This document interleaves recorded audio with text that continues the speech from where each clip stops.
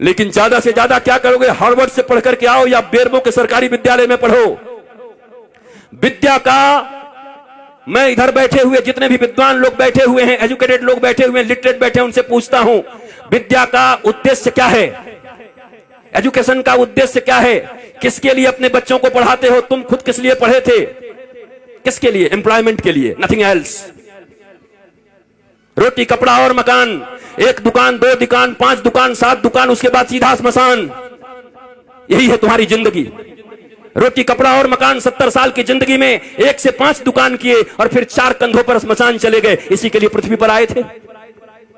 सारी जिंदगी टेंशन, सारा जिंदगी दुख, सारा जिंदगी डिप्रेशन, सारा जिंदगी हाय हाय, सारी जिंदगी कर्ज, सारे जिंदगी रिश्तेदारों को मनाते रहे, एक दूसरे से नीचा देखने और दिखाने का काम चलता रहा और उसके बाद एक दिन तुम्हारी मृत्यु आ गई। हमने सुना था कि मनुष्य का जीवन सबसे सार्थक होता है। दुर्लभो मानुषो देहि देहि नाम क्षणभंगुरः तत्रापि दुर्लभम मन्ये वैकुंठ प्रिय दर्शनम। ये दुनिया में सबसे ज्यादा का, सबसे अधिक, सबसे ज्यादा प्रभावशाली मानवीय जीवन है। क्या ये जीवन है?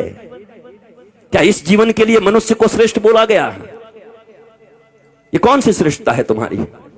तुम चैन से सो नहीं सकते, तुम चैन से बैठ नहीं सकते, तुम पड़ोसियों का उत्थान नहीं देख सकते, तुम दुख को हैंडल नहीं कर सकते। राम जी के जैसा सत्ता चला जाए, उसके बाद भी जब माता कौशल्या पूछती हैं, राम तुमने सब काम कर लिया ना, सारी पूजाएं कर ली ना, कल मेरे बेटे का राज्याभिषेक होने वाला है, कल तो युवराज बनेगा। तो धीरे से राम जी कहते हैं, मां मेरे पिताजी इतने छोटे थोड़ी हैं। बोला क्या हुआ? मेरे पिताजी ने निर्णय किया है कि छोटे से राज्य अयोध्या का मुझे युवराज नहीं बनाएंगे। पिता दीन मोहि कानन राजू, उन्होंने मुझे बन का राजा बना दिया है, मुझे बन का विराट राजा बना दिया है। ये राम है। रातों रात सत्ता छिन गई पर अपने पिता को कह रहे हैं, मेरे पिता ने मुझे बन का राजा बना दिया। मां अयोध्या छोटी है, मैं बड़ा हूं ना। तो कहा तू इतना छोटा राज्य संभालेगा? तू बन का राज संभाल। जा, लाखों ऋषि महर्षि तेरा इंतजार कर रहे हैं। कई सबरी तुम्हारे लिए बैठी हैं, कई सुतीक्षण बैठे हैं, कई सरभंग बैठे हैं, कई जटायु तुम्हारे लिए बैठे हैं, कहीं सुग्रीव बैठा है बाली से लात खाए। जाओ सबका उद्धार करो। और इसलिए राम को वनवास दे दिया। पर तुम्हारे जीवन में ऐसी स्थिति आ जाए तो तुम्हारे बच्चे आत्महत्या कर लेते।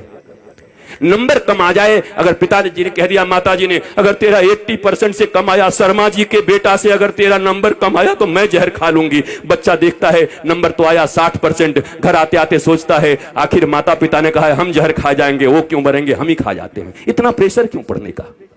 क्या पढ़ा रहे हो? मशीन बना रहे हो बच्चों को? गधों की तरह बोझ टांग दिया है यहां पर। क्या करोगे?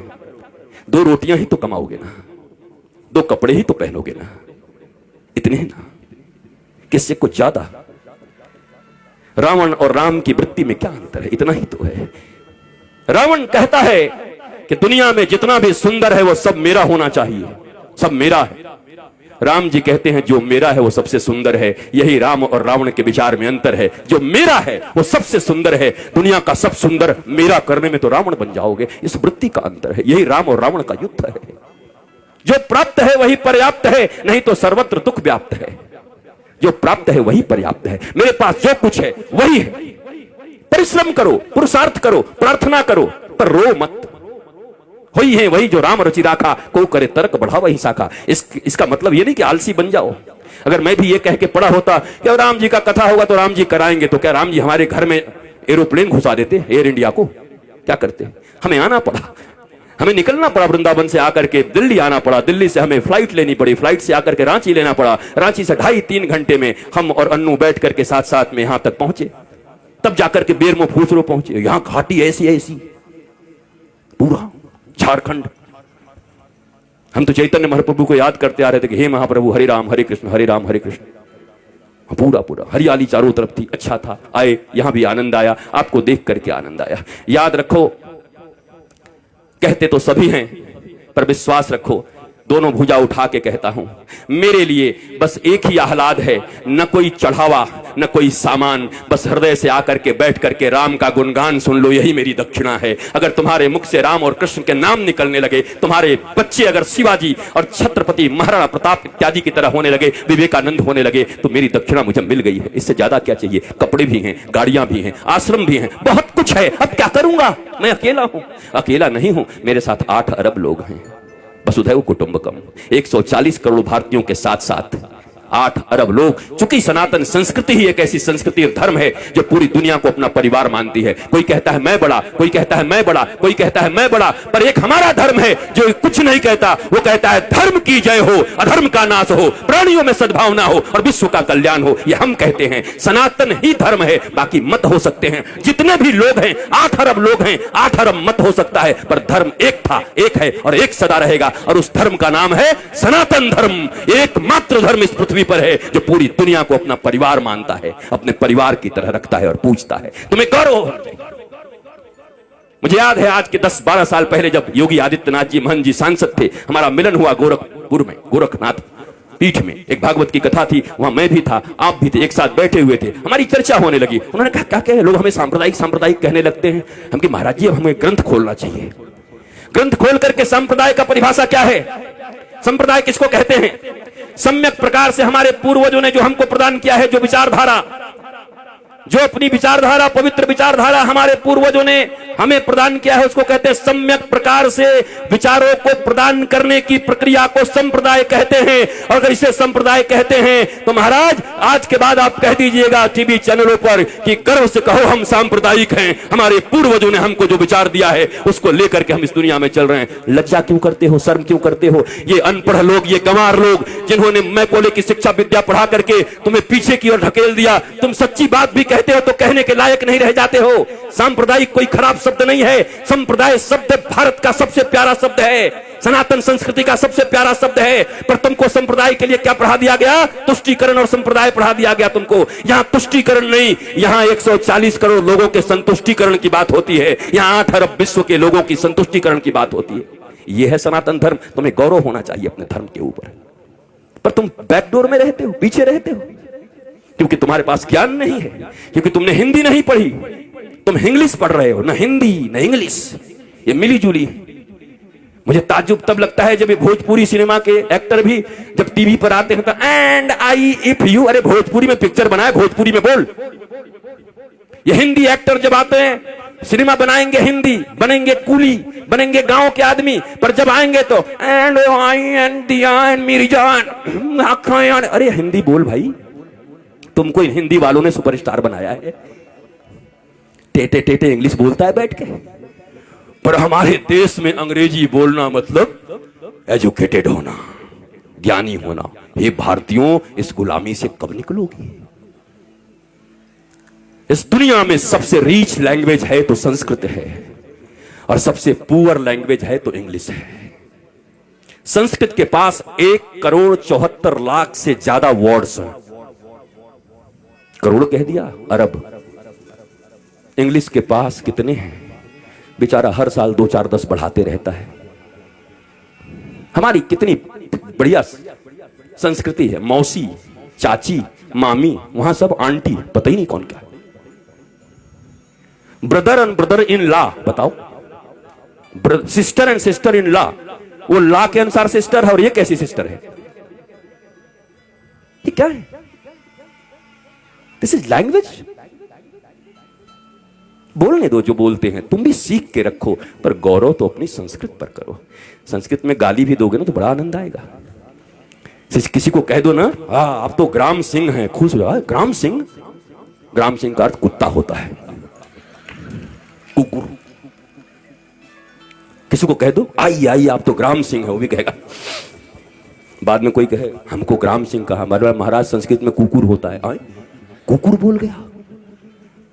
हमारी गाली भी इतनी प्यारी है हमारी भाषा में, पर हमें मालूम ही नहीं, हम जानते हैं। बदलो अपने संस्कारों को, नहीं तो ये कथाएं तुम्हें और बेहोश कर देंगी कुछ दिन के बाद। और इस बेहोशी में सोमनाथ के मंदिर इतनी बार टूटे। तुम्हें याद है सोमनाथ का मंदिर जब टूट रहा था तो हजारों हजार लोग मारे गए थे। सब विद्वान थे, वेदज्ञ थे, श्रुतज्ञ थे, बड़े बड़े विप्र थे, बहुत मंत्र पढ़ते थे। मंदिर भी टूट गई, वो भी मार दिए गए। कैसे हो गया ये? शास्त्र पढ़ना अलग है और शास्त्र समझना अलग है, रटना अलग है। ये रट्टू तोता बनकर के कथा कहना अलग है, और उपनिषद और अपने गुरु के प्रतिबोध से बैठ करके सिंह की तरह गरजते हुए भारतवासियों और विश्व को समृद्ध और संस्कारवान बनाना भारतीय धर्म गुरुओं का परम लक्ष्य होना चाहिए। भारतीय धर्म गुरु ऐसे होते हैं। हम रट्टू तोता लोग नहीं हैं। हमें कोई सिखा दिया और तोते की तरह हम आकर प्रवचन करने लगे और भाषण करने लगे। वैसे ऐसे लोग हैं। 7 दिनों में लोग कहते हैं, क्या कहूं, इस श्लोक का वर्णन तो अगर मैं करने लगूं तो 7 दिन तक करना पड़ेगा। हमने एक जगह पंडाल में कह दिया, पंडाल का खर्चा हम देंगे, तू करके दिखा। भाग गया, क्योंकि कर ही नहीं सकते 7 दिन तक। पर ये रट लिया है, सिखाया जाता है कैसे बोलिएगा कि अभी समयाभाव के कारण इस श्लोक की चर्चा तो मैं 15 दिन तक कर सकता हूं, लेकिन आइए समयाभाव के कारण आगे बढ़ते हैं। मैंने कहा पंडाल का खर्चा, माइक का खर्चा और आपका भी खर्चा मैं दे रहा हूं, आपको इसी श्लोक पर बोलना है। मैंने सुना, दूसरे दिन सुबह निकल गए कि कहां से इसका विवेचना करूं, कैसे करूं। ये कोई व्यवसाय नहीं है, कोई व्यापार नहीं है। प्यार को व्यापार मत बनाओ। धर्म प्यार है, धर्म प्रीति है। धर्म से डरते नहीं हैं, धर्म प्रेम वर्धित करता है। भक्ति और विभक्ति 2 चीजें होती हैं। भक्त बनने आए हो, विभक्त का अर्थ होता है अलग होना भगवान से, और भक्त का अर्थ होता है जुड़ जाना।